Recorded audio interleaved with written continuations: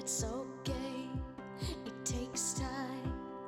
I know everything will be Welcome back to alright. Strong. I'm so excited to bring another incredible guest. Today we are zooming around Dubai and we're meeting with Sabeeca. Not only is she a young person This who heart is is aware feeling of the this realities of mental lost. health amongst Don't her try to colleagues and her hide, peers, just be but there she's also an inside. aspiring psychologist. So tonight So we're going to be talking heavy. to Sabeeca, learning a little more what it's like to be a young person in Take my 2021, just hand, passing through this just pandemic, hold and me. also learning to understand as parents and educators and community members Another. what some of the I wanna signals might be that we should be take looking out for when the we're one who caretaking knows your our youth. Welcome, Sabeeca. Hi, thank you for having me here. I'm so excited to have you here with me. And this is a really sensitive topic on a normal day. It is a very personal topic to me, and I know it's a personal topic to you, and I think it's a personal topic to anybody walking on the planet. And I think the difference between some people is the realization of the reality of the kind of stress that mental health can create for an individual when we're unconscious to it.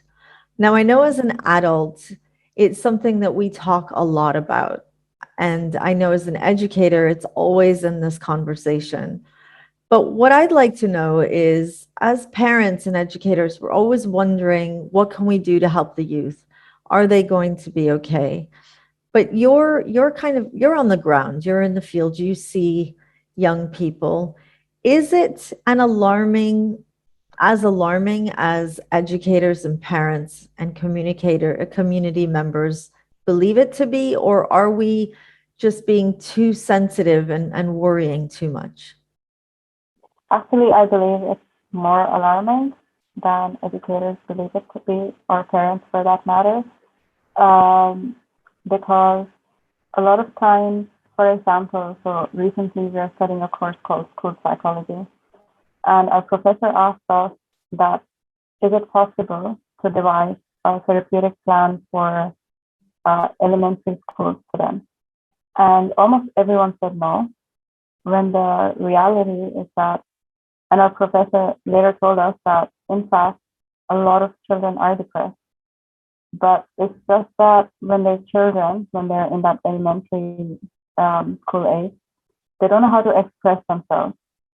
So we often don't catch that. And firsthand, I have seen, like, when I was, so I'm also doing part-time job as a special educator. And I have seen the number of students in grade one, year one, sorry, who had separation anxiety, or one of them who had selective mutism.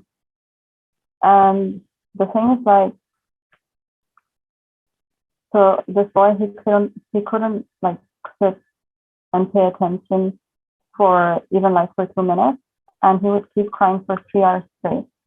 And when this happened for like many days, that's when the teacher started taking it seriously, and that really made me wonder that how many children in the class think the same way, but they just don't know how to express themselves. And I think that's where the main barrier is for the younger children, that they don't know how to communicate their feelings. And I actually think that the first time children learn how to communicate their feelings, it's something that I've noticed was in English class when they studied about the adjectives. They had to make, like, feeling stars, and they would put like feelings in those, or like draw feelings in those. And that was like their first way of communicating it. But it's so sad to see that they don't learn that enough from parents, and they learn it too late at school, because I think you learn adjectives when you're in like year 2 to 3, which is quite late to first learn how to express your feelings. I think this should be taught from EYFS itself, and we shouldn't wait until they're like 6 to 8 years old to teach them how to express themselves, you know, because the sooner they develop this skill, the better they will be at expressing themselves later on. And they should feel comfortable knowing that they can express themselves to grown up. Because, if they don't do that, how else are we going to know that they need help? So I think the situation is actually more alarming than educators realize.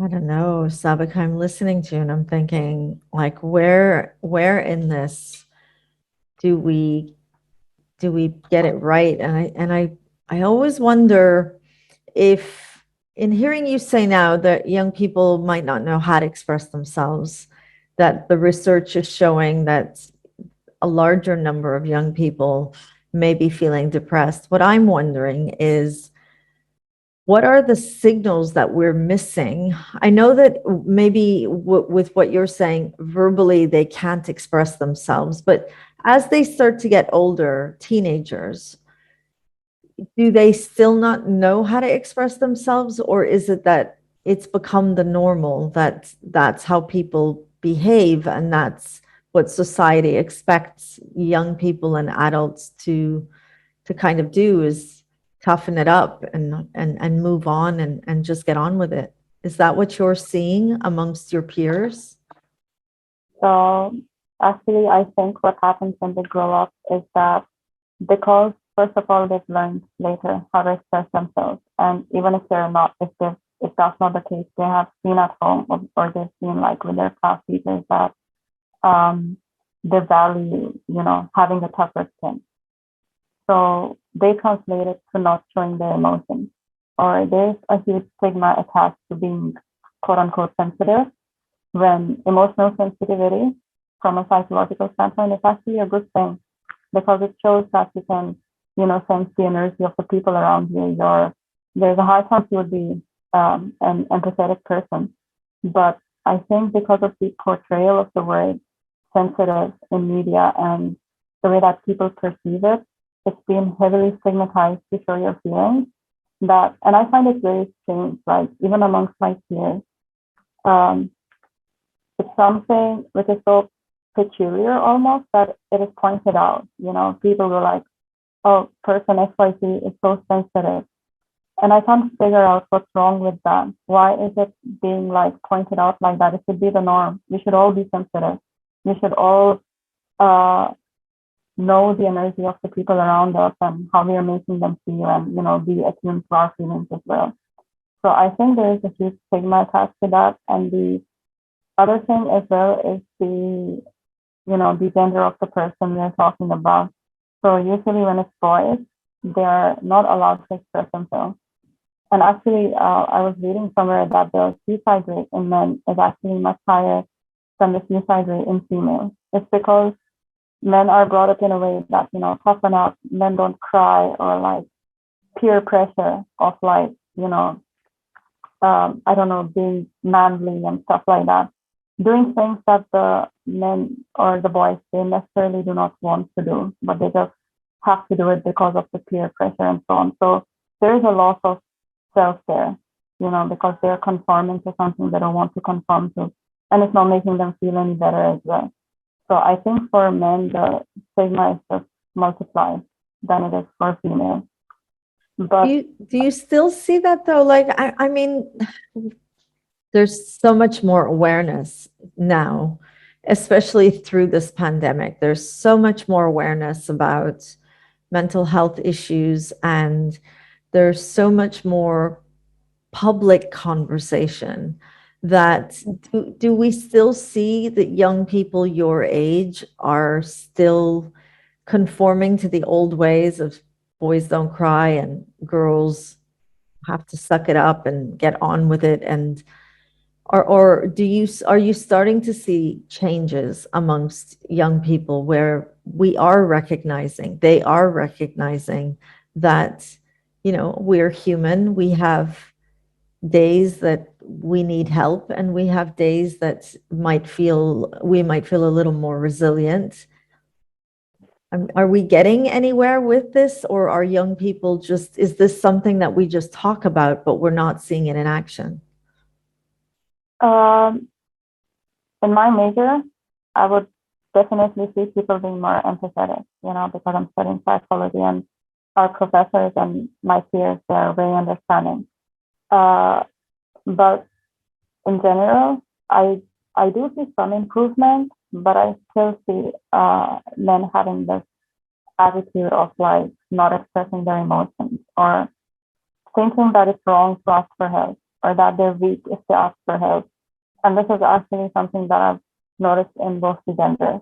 Like some of my friends as well who are girls, um, they think that it's weak to ask for help, and I can tell that they're heavily struggling, or they've either faced a recent trauma or something in their past, but they think that if they ask for help, it's associated with weakness. When actually asking for help is helping yourself as well.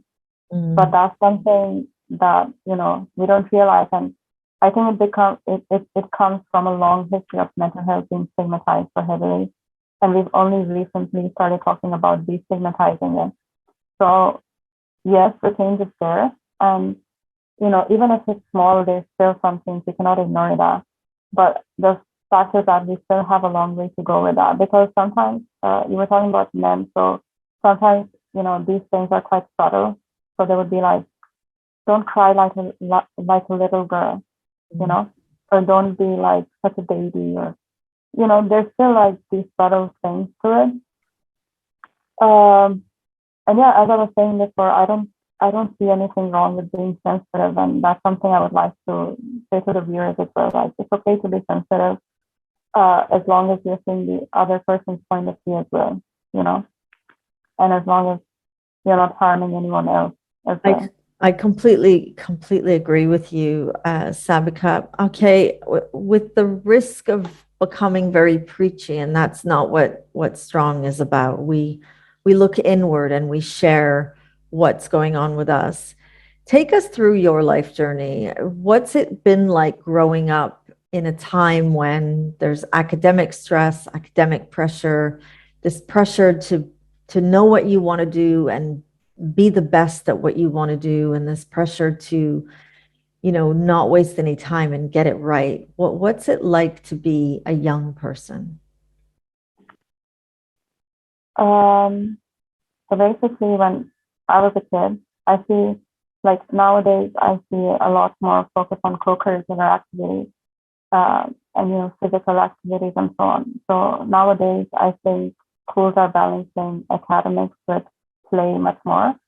But when I was growing up, there wasn't this sort of a balance, and I actually struggled a lot with things like math has always been my struggle. It was a big one, and I had to take a lot of tuition through high school. But I was okay. Like, I think my best course was science, and English, and the rest of them, they were fine. But math was difficult, and even sometimes studying English was hard. Um, and back then there wasn't much focus on co-curricular activities. And as you might know, that I've studied architecture before, and I wish that my school also focused on co-curricular activities. They taught us things like humanities courses as well, because my school mainly focused on commerce and science streams. Um, Psychology wasn't a part of our curriculum, and sports wasn't focused on so much. So it wasn't until I graduated school um, that I realized that there's so much more to this world career-wise than just like strictly biochem and physics. You know, um, so yeah, that was definitely a struggle growing up. And apart from academics, um, so when I was a kid, I also had suffering, and I have gotten a lot more better at it. But um, I faced a lot of social challenges because of that as well, and I think that can affect your academics as well, because when you're sad, you cannot focus so much and so on. Um, so that definitely made school a bit of a challenge, you know, and um, yeah, I think that when there are children, like, just in general, children don't have to go through something major, like, I don't know, their parents are getting divorced, or like they face a trauma or something like that. Sometimes children, they just want to talk about their feelings. So I think definitely a school counselor would be like a really good option there, so the children know, and like who to talk to. And the other thing is also, like, there should be mental health classes in school. I see them I see them nowadays in a few countries, but I'm not sure if they were there when I was growing up. We never had something like that. But I've seen like in Dubai, they're doing some things like that now, where children are taught how to like be attuned to their emotions and so on. And they should feel comfortable to talk to their parents as well. Um, but yeah, the thing is like my mom spotted that early, and because like she saw the she saw the importance of it. She knew it wasn't my fault or something like that. It's just something. It's just sometimes children need help with some things because we all develop differently. And you would see some children that would be really good. Like for example, I was really good at art. Um, no one taught me art, but I used to draw at an advanced level for my age. I was only in grade 1 and I was making biological drawings because those were my favorites at the time. Um, but I really liked math was my worst thing, and so on. So sometimes it's like that. You would see children. I've worked with children who were really good at math. They had there was this girl I was working with, and she was really good at math. She grasped it super quick, and she had intellectual disability, and you could say it was like at around like a severe level. And she grasped math so easily. And, some of the people, they were like giving up on her. They were like, kind of like, will she be able to do English and so on? But the thing is like, that's the thing. Everyone has their own strength. And she was so good at conceptual things. Like whenever we would play with blocks, I think within 1 minute, she would be done with making an entire robot. Wow. It was so quick. Like she would like adjust the blocks with one hand, and at the same time she would be making the feet, the hands, everything. Like she was moving so quick. I was thought I couldn't do that as an adult. Sat beside her, just staring at her. So yeah, like something that I wish is like I wish there was someone, some maybe career counselor or class teachers. They can be educated in this thing to like taught the strengths and the weaknesses of your students. So the thing about what you're saying is there are many schools that do have the type of support that you're saying. And I completely appreciate that the more people that are trained, then the more opportunities. But I still see that young people don't share what they're feeling. So, and I wonder if it's because as adults, they feel we can't resonate with what they're feeling. So tonight, what I'd like to do is let's give our parents and our educators and our community members some tips. What are some of the signs? So you see it. Not only do you see it amongst your peers, you're also studying. You're in that university environment. You're out and about where younger people will be. You hear, we hear, and sometimes it's not the words that we hear, it's what we see, it's the body language. What are some of the signals that a parent should be aware of that if they only paid attention to those really subtle signals, that we might be able to help young people before it spirals out of control? Okay, so one of the main things that I've seen with my friends when they're, doing poorly is like they would stop talking. Like all of a sudden they would be very chatty one day, very happy.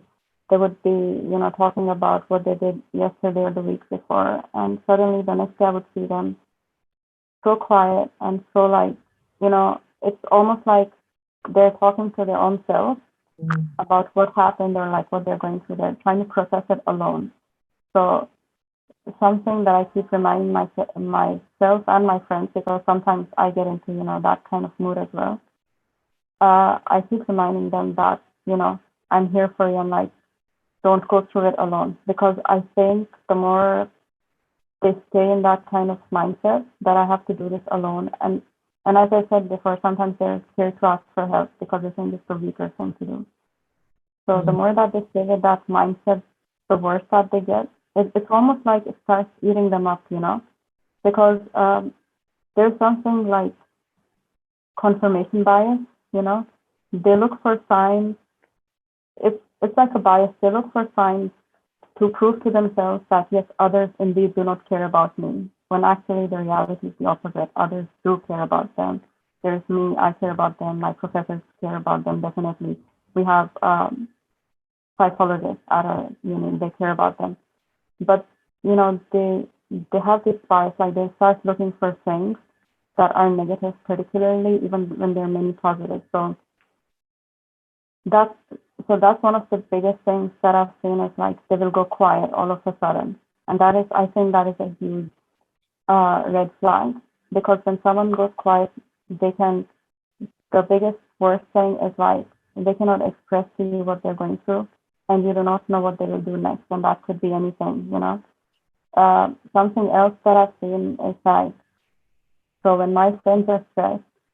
Recently, actually, my friend was telling me that she eats her feelings away. So when she's stressed, she like she's not in a good home environment. You know, she thinks that she can't talk to them. So what she does is that she switches on TV or she spends more time on social media or YouTube than usual, and she eats junk food while doing that because food is a kind of comfort for some people. And on the opposite spectrum, some of my friends just stop eating, you know, because they're either too anxious or too sad that they don't feel hungry or they don't see the point in eating.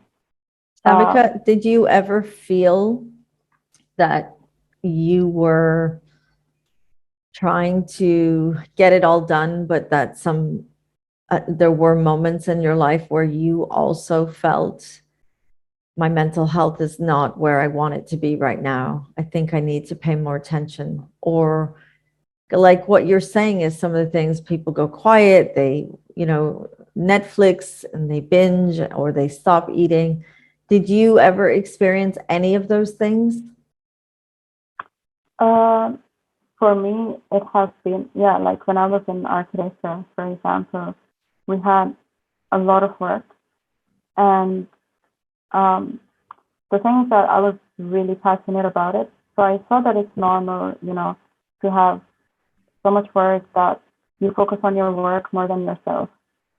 And I think that was the first time I was 19 at the time. And that was the first time that I learned about self-care. I had never even thought of it before because I didn't have time to, I didn't have time to, for example, have lunch some days. I would only have 2 meals. Sometimes not even that. I didn't have time to have enough sleep. Sometimes I would only get 1 hour of sleep, or I remember sometimes I would go without sleep for 2 days straight. And slowly I noticed my skin was getting bad. My concentration was way off during classes. I couldn't focus because I didn't have sleep or sometimes not enough nutrition. And I think it really affects your mood as well at that time. And you know, the good thing is like even if you don't notice it, your body will give you signals. But when your body gives you signals, it's like your body is protesting, like this is too much now. You need to do something about this, you know? So actually that's when I started realizing that this is not okay.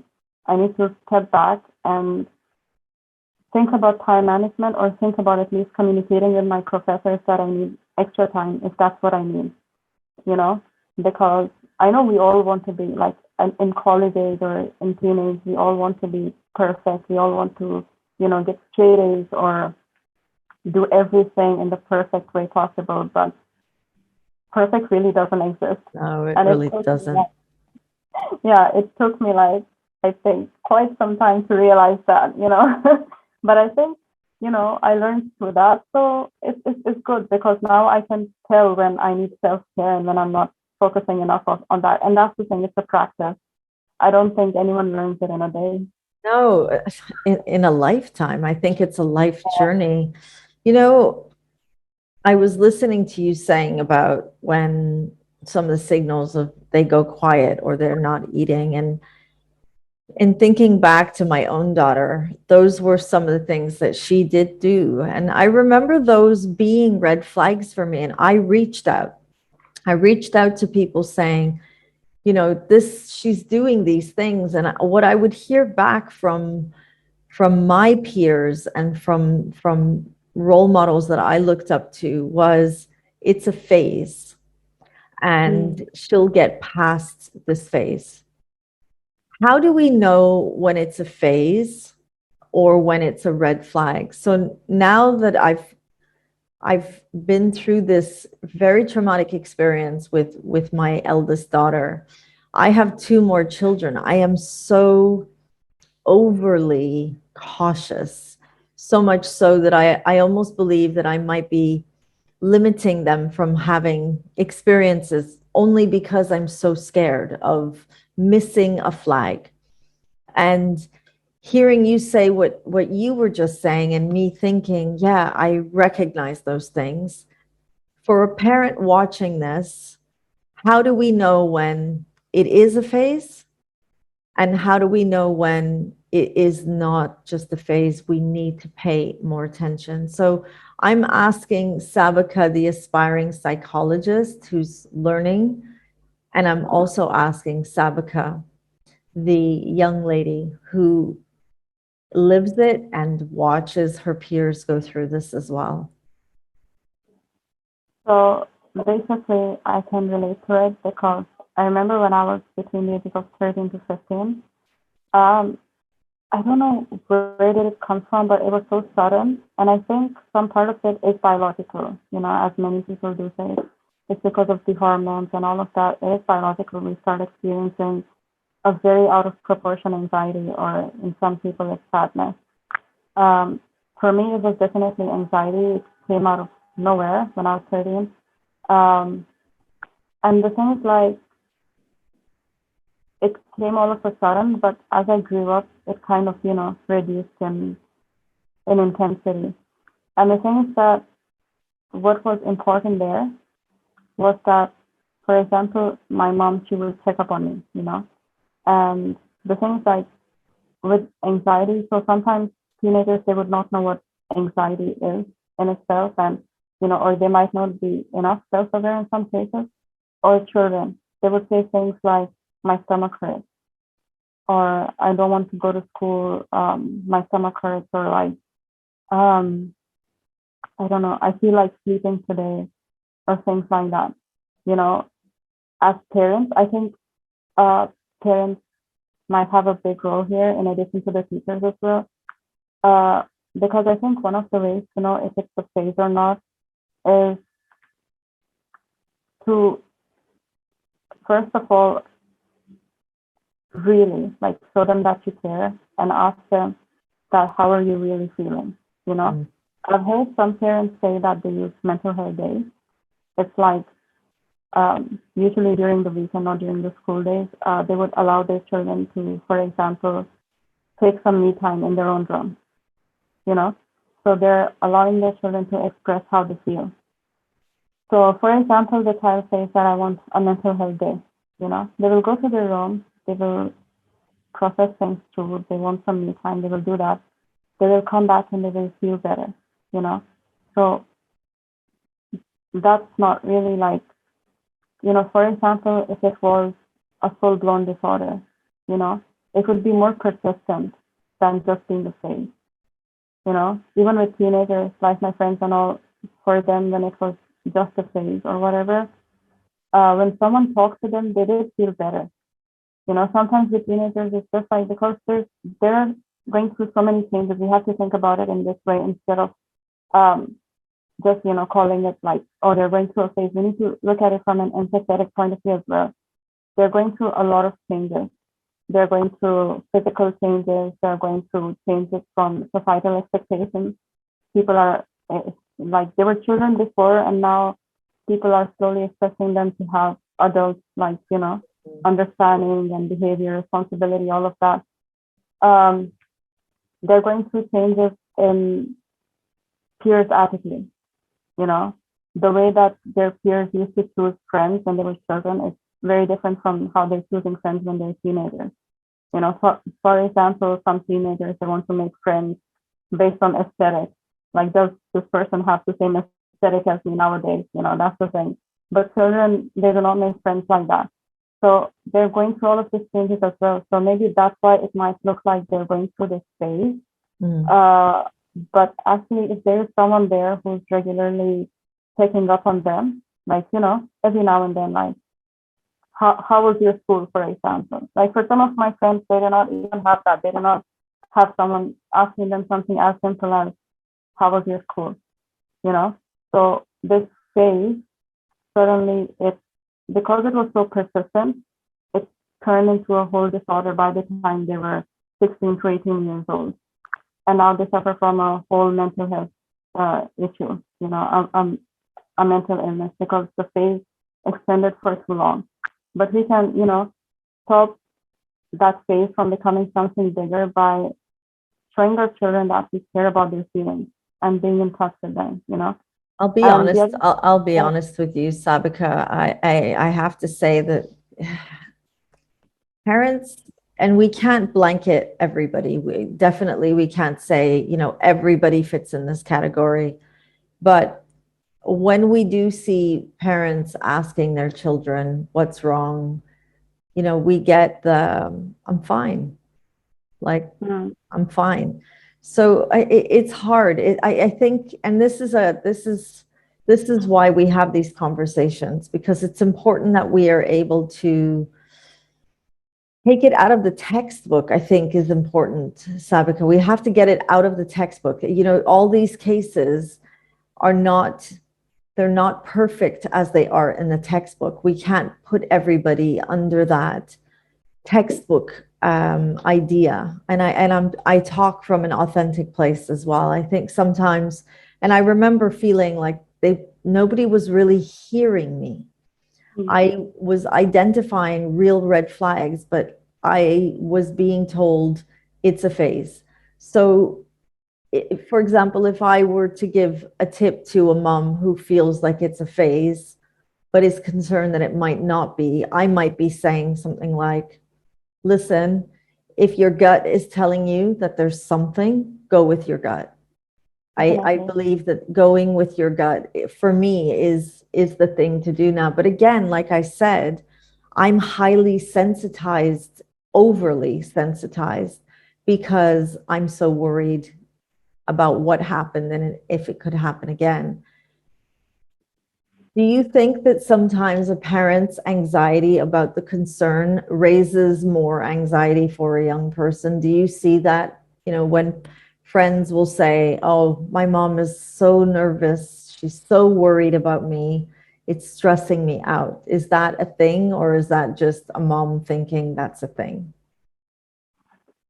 Actually, that was the point I was coming to, that the thing is, like, sometimes, as you shared, and thank you for sharing that, sometimes I think no matter what you do, and this is something that as a clinical psychology intern, and as a psychology student, we have to learn that if someone has made the decision to take their life, especially if they're an adult, sometimes I have seen clinical psychology interns taking it upon themselves as well. Like, maybe I didn't do enough of a good job. Sometimes we need to understand that we do not control another person's actions. Sometimes we can do everything in our power as a parent. Sometimes the friends, they do everything right, but it doesn't go how we really wanted it to go. We tried our best. And the thing is that, so the thing you said about having highly anxious parents, I've definitely, there are a lot of my friends who talk about this. And actually, just today, I was talking to one of my friends about it, and she told me that, she was telling me about how she was so happy to be in uni, because when she's at home, she feels misunderstood. She feels very, babied. She feels like her parents don't understand her feelings. And even if you don't have classes, you have a day off from uni, she wants to come to uni because she wants to avoid that anxious energy of her mom, And sometimes I think it's that parents have gone through so much in their life, but they did not resolve that, or maybe they did not heal from that, you know. They, like for example, in the case of my friends, their parents had faced some trauma, you know, and it's like intergenerational trauma. It's like their children then inherit that trauma, even like if they didn't face anything traumatic in their life, they inherit what their parents had to go through. Um,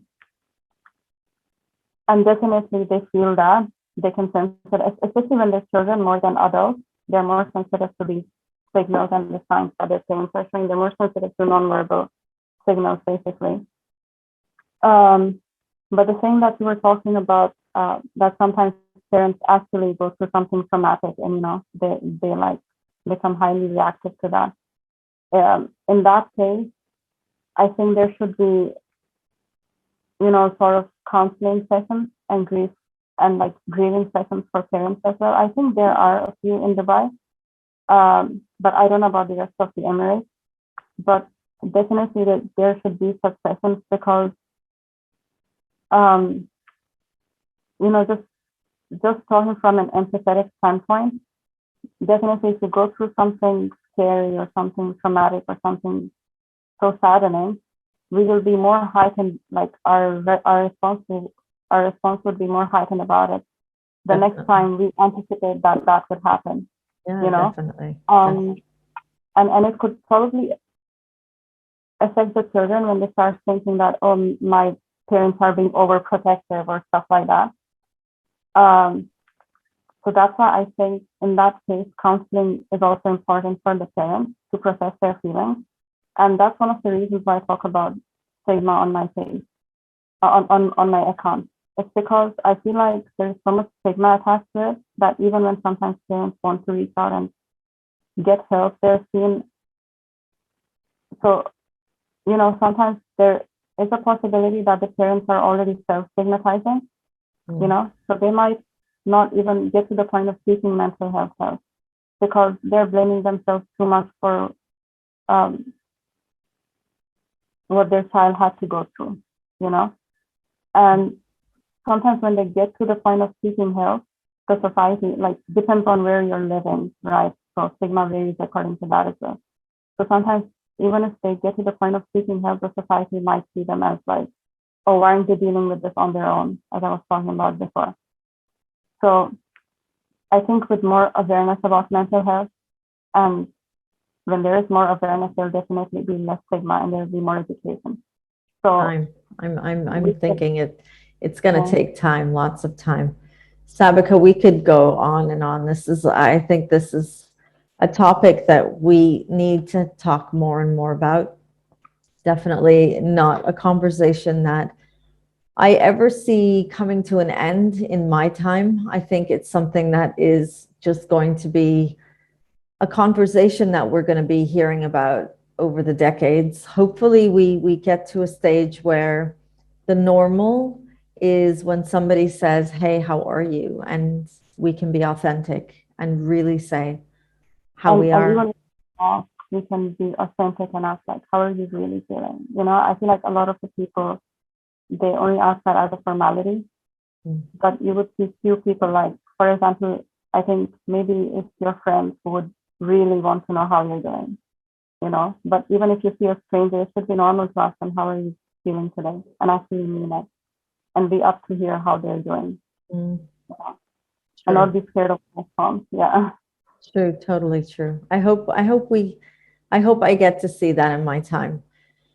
Sabeeca, thank you so much for being with me here tonight and having this conversation about mental health, the youth, for sharing some of your experiences, and for letting us know, because I think the generation gap means that we're losing ourselves in the translation of parent to child.